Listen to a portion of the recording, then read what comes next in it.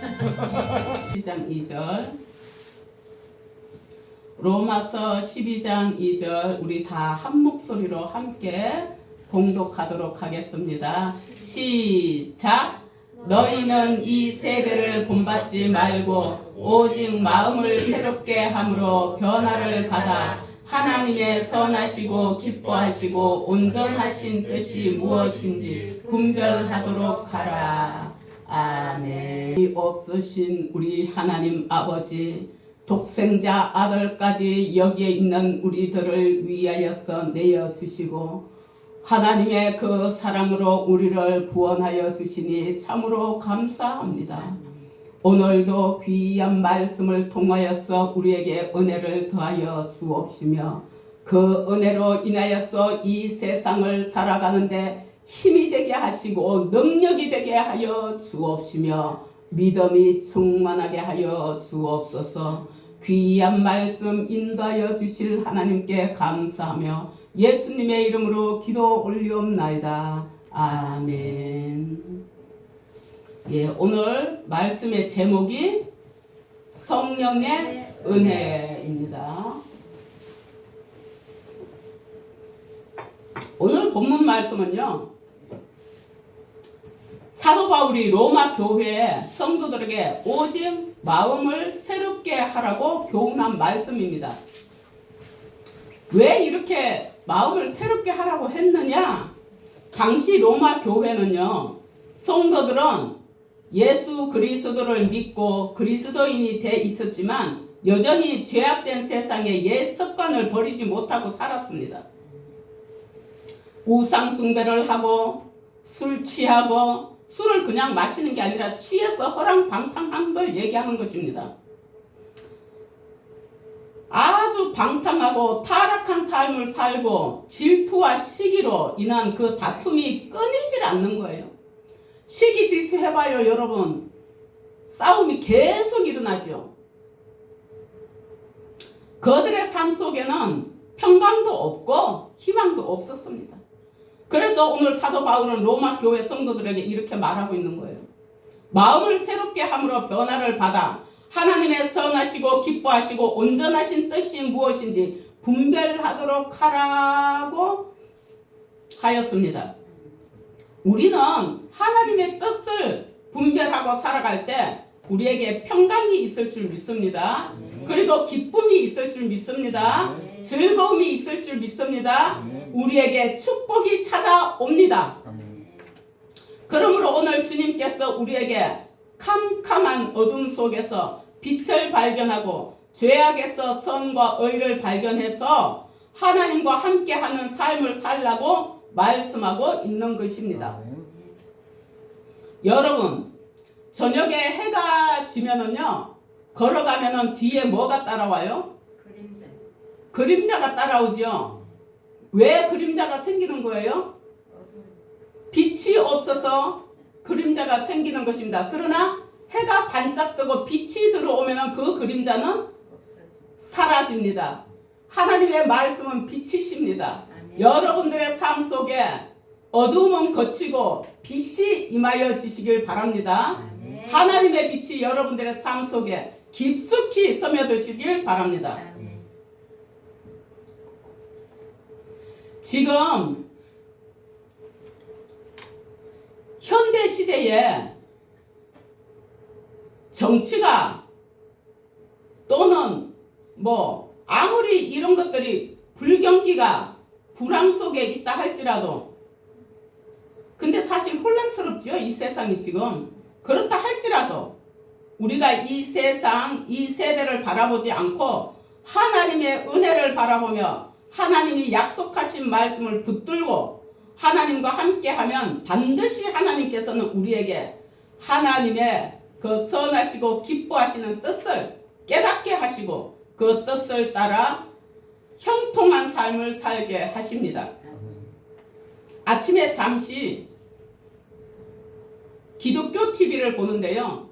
앞에 부분을 안 봐서 몰라요. 뒤 아주 잠깐 본 부분인데 여자분이 만두 회사 사장이더라고요.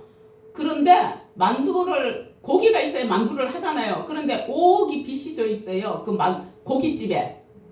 그런데 더 이상은 안 해준다 그러는데 그 고깃집에서 이제 그 차업 들어갈 거라고 5억이라는 것 때문에 아니라고 이번에 한 번만 도와달라고 내가 12월 달 되면 10억짜리가 있을 거라고 어디에서 그런 용기가 나왔는지 모르는데 자기도 모르게 된다고 말을 했대요.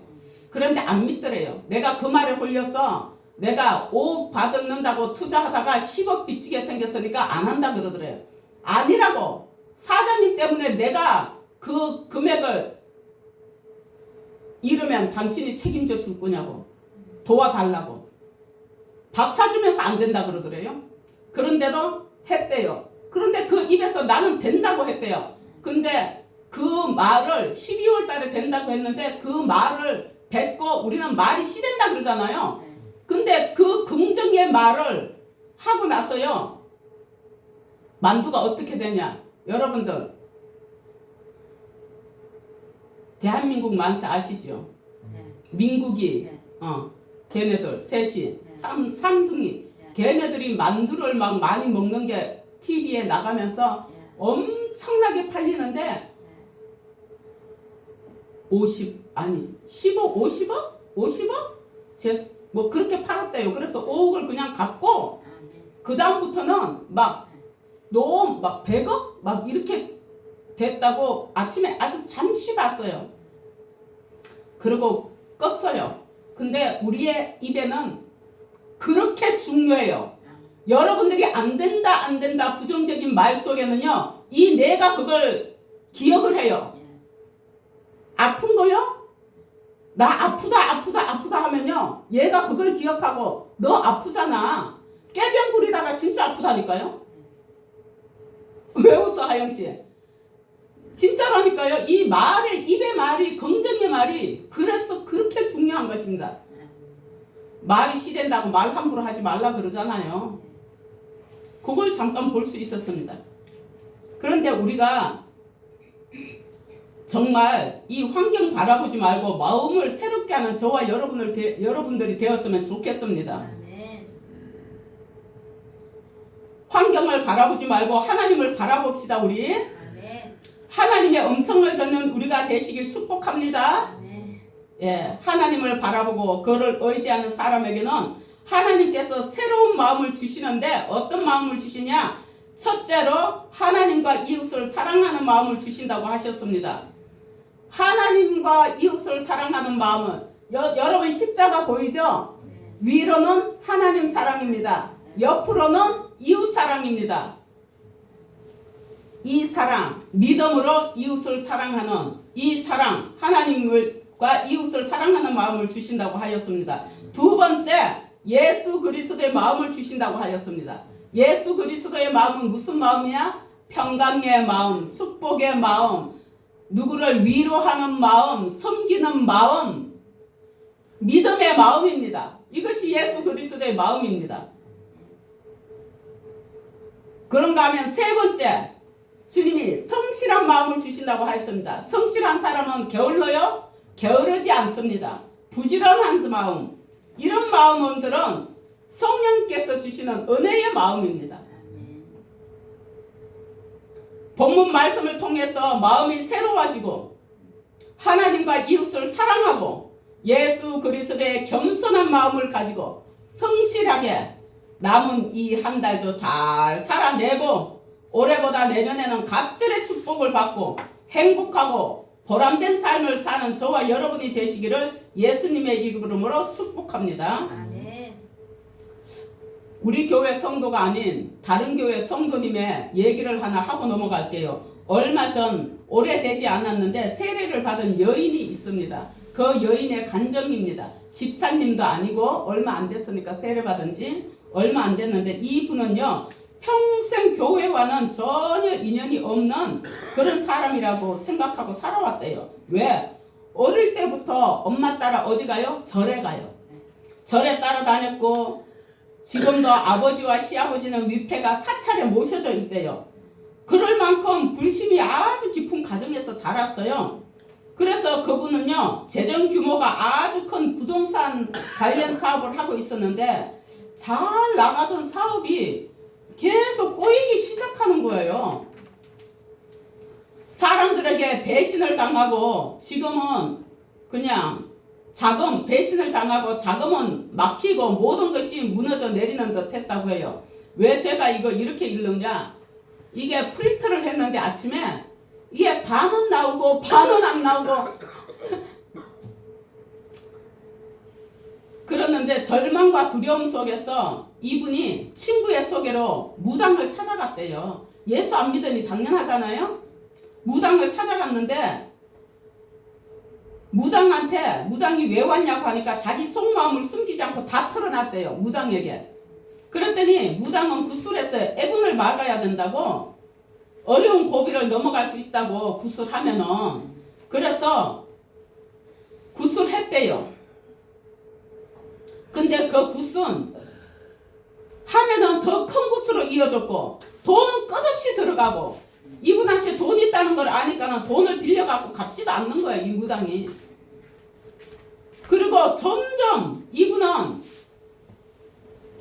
여기에다가 투자하면은 돈 번다 그러고 이 무당의 그 말의 속삭임에 꼬임에 넘어가가지고 거기 사로잡혀가지고 결국 돈도 다 잃고 아니어도 사업이 안 되고 꼬여가는데 있는 것마저 다 잃고 사람도 다 잃고 다 망해져 버리고 그 마음은 폐허처럼 텅 비어버린 거예요.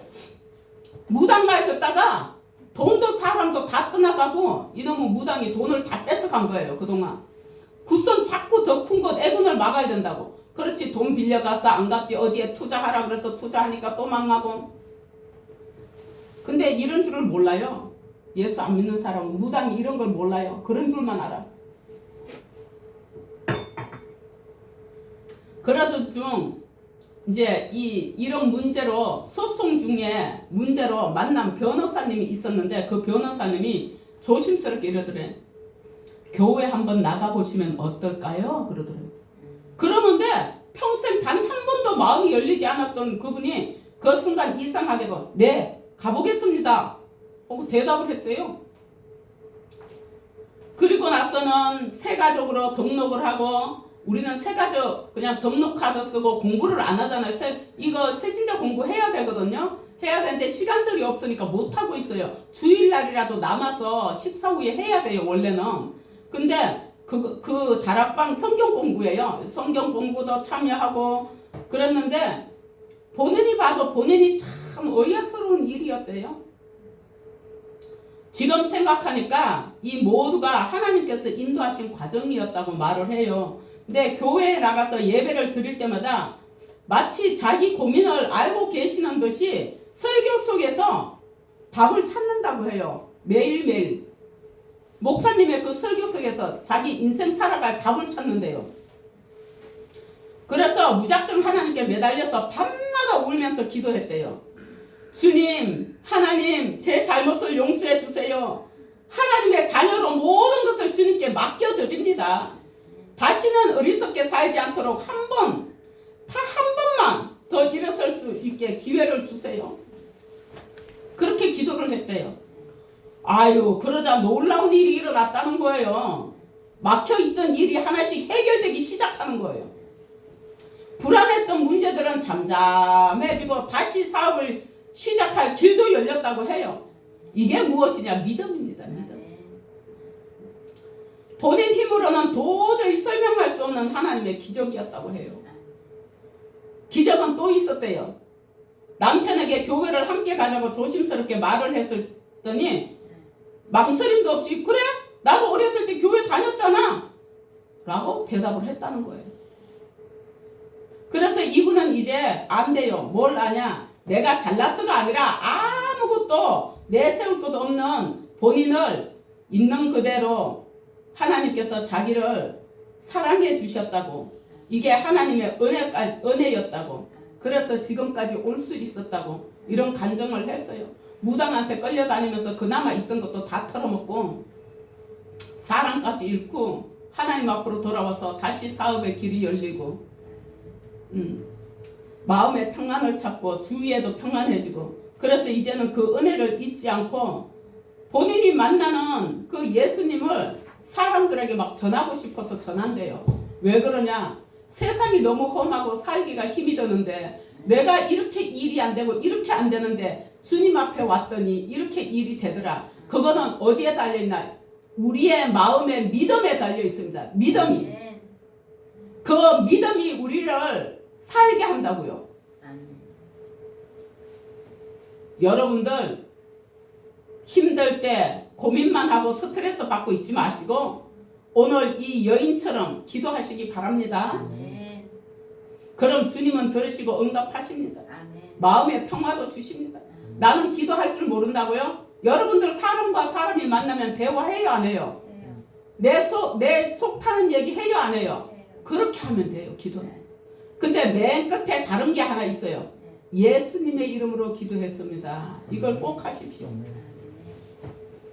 에스겔서 36장 26절에 보면 또 새 영을 너희 속에 두고 새 마음을 너희에게 주되 너희 육신에서 굳은 마음을 제거하고 부드러운 마음을 줄 것이며 그래요. 신앙의 가장 큰 기적은요. 눈에 보이는 변화보다 보이지 않는 내면의 새로움이 일어날 때 시작됩니다. 우리가 그러죠. 어머 저 사람 변했나 봐. 어머 저 사람 무슨 일이 있었던 거야? 어머 저 사람 마음이 달라졌어. 말하는 게 달라졌어.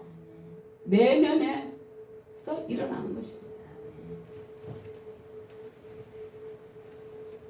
하나님께서 역사하시면 우리의 삶은 좋은 방향으로 열립니다.